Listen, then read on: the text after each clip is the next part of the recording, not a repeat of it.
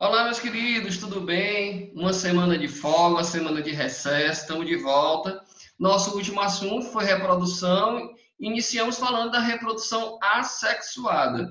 E agora, no nosso retorno, tá? Segundo semestre, vamos falar sobre a reprodução sexuada. Iniciar aí com a reprodução sexuada. Bom, então, o que diferencia inicialmente, o que diferencia a reprodução sexuada da reprodução assexuada? Então, na reprodução assexuada, não existe troca de material genético, ou seja, não existe troca de DNA, não existe troca aí das informações do pai e da mãe. Então, na reprodução sexuada, deve ocorrer a fusão de dois gametas. E o que são esses gametas? São células sexuais, são aquelas que estão carregando ali a informação dos genitores, o DNA, tá certo? Então, nós temos dois tipos de seres vivos em relação à reprodução. Nós temos os seres vivos dioicos, ou seja, uma reprodução dioica, tanto faz, quando é originada de indivíduos diferentes, ou seja, quando existe em uma relação um macho e uma fêmea. E esse macho e essa fêmea vão estar trocando o material genético. E aí nós temos também a reprodução monóica. O que é a reprodução monóica? É quando origina, esse indivíduo vai ser originado a partir de um único indivíduo, ou seja, a partir de um indivíduo hermafrodita. O que quer dizer isso? São aqueles indivíduos que possuem tanto os gametas masculinos como os gametas femininos, que possuem tanto os órgãos genitais masculinos como órgãos genitais femininos, tá certo? Então, quanto à reprodução sexuada, nós vamos ter tanto a reprodução sexuada dioica como a reprodução sexuada monóica. Recapitulando, dioica é quando é originada de indivíduos diferentes, ou seja, existe um macho, um indivíduo macho e um indivíduo fêmea. E aí a monóica se difere exatamente por isso, porque num único indivíduo vai ter tanto o macho como a fêmea. Ele vai ser tanto macho como fêmea, vai ter tanto os gametas masculinos como os gametas femininos, tá certo? E aí ele reproduz com as suas próprias células. Quanto ao desenvolvimento, tá certo? Desenvolvimento é onde vai crescer, onde vai se desenvolver, tá certo? Pode ser tanto direto como indireto. Então, desenvolvimento direto é quando os seres vivos eles geram descendentes que nascem semelhantes aos seus genitores. Pode não nascer igualzinho, mas nascem semelhantes aos seus genitores. Eles nascem muito parecidos, tá certo? Talvez com a principal diferença que vai nascer de tamanho pouquinho menor, tá certo? Então, nós temos aí, quando acontece dessa forma, é desenvolvimento direto. Agora, quando tem o ser vivo, ele é uma larva, quando sai do ovo, ele nasce uma larva, depois que vai se transformar num indivíduo adulto, aí nós temos o desenvolvimento indireto. Vamos dar dois exemplos de desenvolvimento direto. Desenvolvimento direto, a própria espécie humana, tá certo? Ele nasce um serzinho parecido, tá? Semelhante com o seu pai, com a sua mãe. Agora, o desenvolvimento indireto, nós temos os anfíbios, por exemplo, os sapinhos, que quando saem dos ovos, eles saem em uma forma larval chamada de girino, ou até mesmo a borboleta. A borboleta, ela depois que sai dos ovos, ele vai nascer uma lagarta, essa lagarta vai passar por um processo de metamorfose, e aí é que vai surgir a borboleta propriamente dita, tá certo? Então, desenvolvimento direto, o indivíduo nasce semelhante aos pais. Desenvolvimento indireto, os indivíduos nascem de uma outra forma para depois desenvolver até chegar à semelhança com os seus pais. Qual é a vantagem da reprodução sexuada? A principal vantagem, quando vocês ouvirem vantagem da reprodução sexuada, a principal vantagem é simplesmente a variedade de características. Por quê? Porque vai ter a recombinação genética. Vai ter aí vários genes,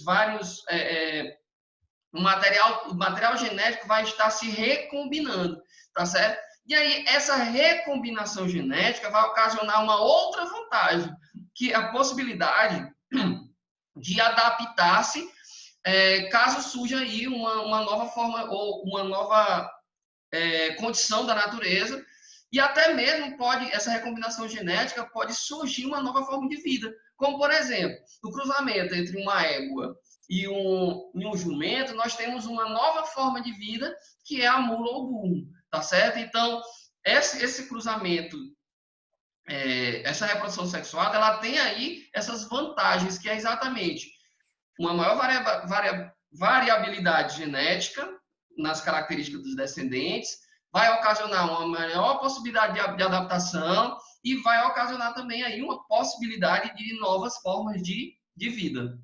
Bom, aí vamos começar a falar do tipo de reprodução sexuada. A primeira reprodução sexuada que eu vou citar para vocês é a conjugação, que acontece com bactérias e alguns protozoários e podem dar origem a indivíduos com material genético diferente. Então, se tem indivíduos com material genético diferente, reprodução sexuada, tá certo?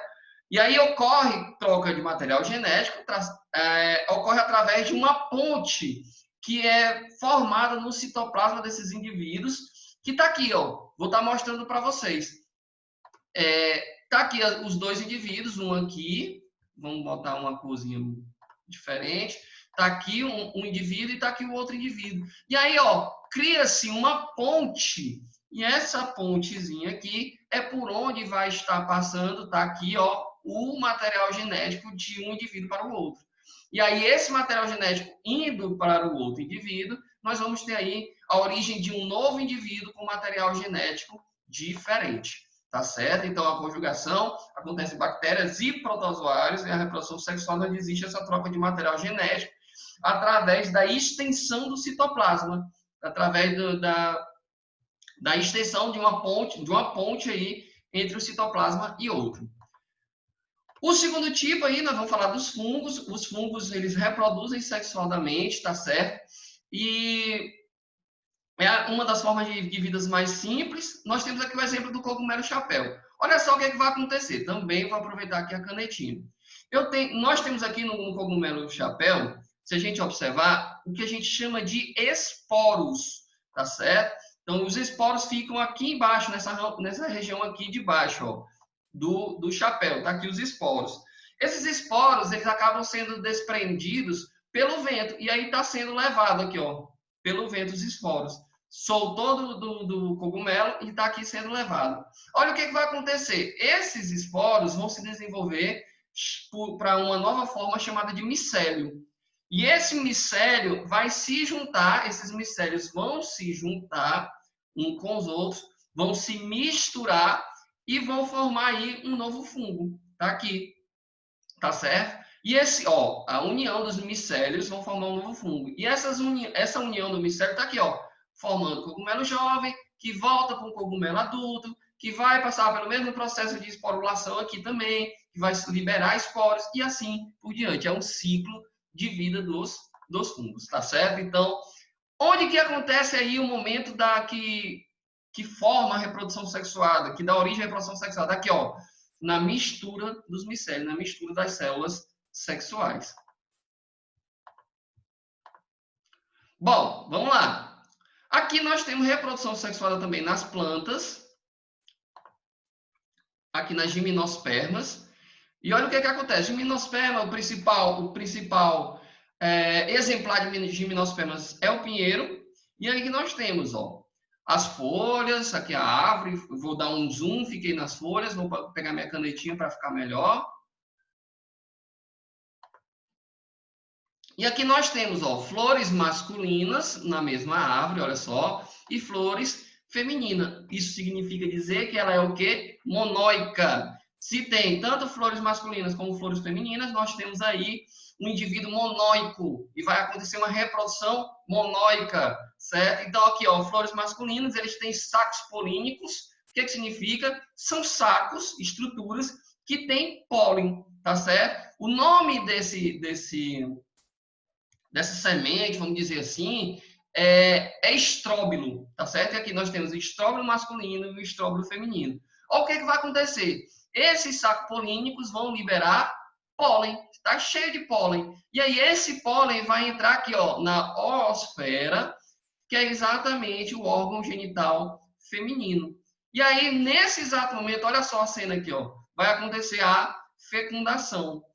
Fecundação do gameta masculino, que são o pólen, com aqui, ó, aqui no órgão genital feminino. E aí sim, depois que ocorre essa fecundação, ó, no tubo pólen está aqui o óvulo pronto, está aqui na próxima imagenzinha, está aqui o pólen se juntando ao óvulo, tá certo? E aí, depois que ocorre isso aí, nesse exato momento aqui, nós temos a fecundação e aqui o zigoto já fecundado. E a partir disso, bem nesse exato momento aqui que eu estou circulando, está acontecendo a reprodução sexuada, ou seja, a união entre o gameta masculino e o gameta feminino. Então, depois do zigoto fecundado, nós temos aí apenas o desenvolvimento de uma nova planta, tá certo? Então, nas gimnospermas também existe aí a reprodução sexuada.